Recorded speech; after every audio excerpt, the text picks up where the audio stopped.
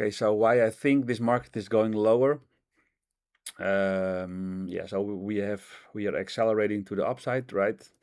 And what I also see immediately is that we have a channel line here and we overshoot. So if you overshoot and the momentum keeps going, it's not a problem. It can continue for quite a while and it can even climax all the way up. But once it starts to reverse strongly, probabilities change significantly.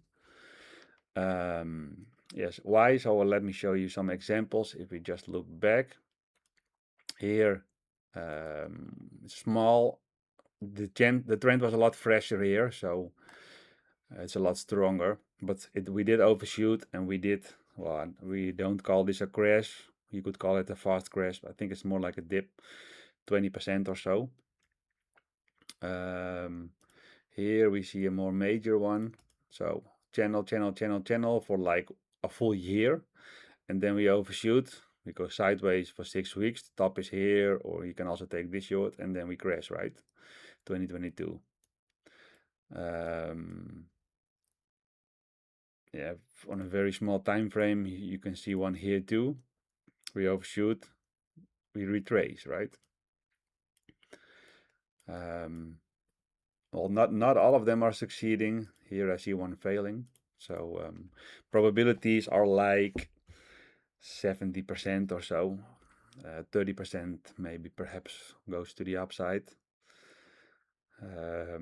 Could be 80% too.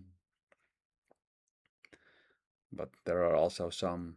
Here I see an overshoot because I think here we're channeling higher, right? And then we crash.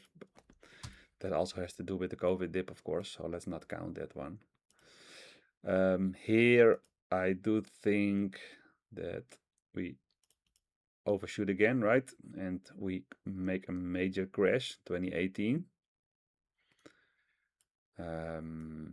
Here on some smaller, yeah, well, actually it is just one. Here we are trending up, right? And here it's still holding price in this trend line. And then we decide to shoot up. Now, what's next? Well, I think you can call this, yeah, you can call it a crash again, right?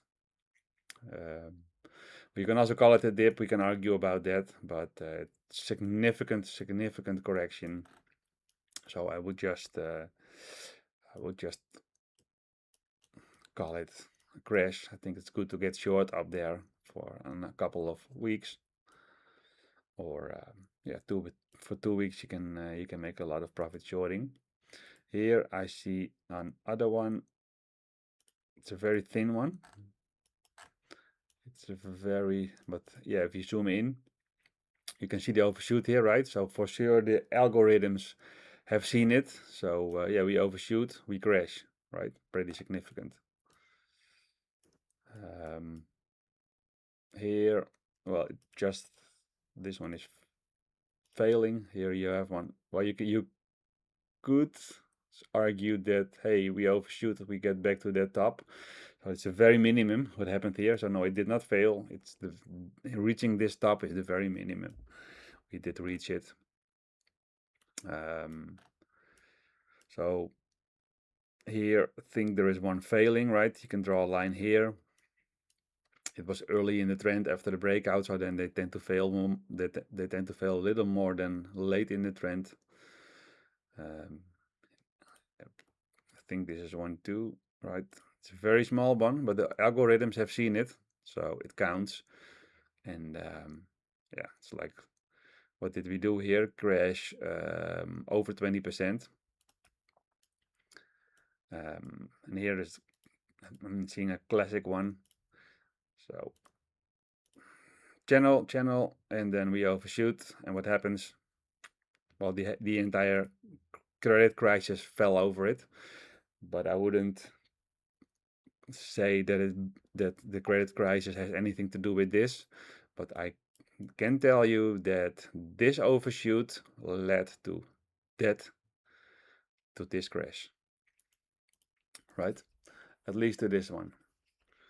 So yeah, we can go back for 100 years of data, but I think you have seen enough.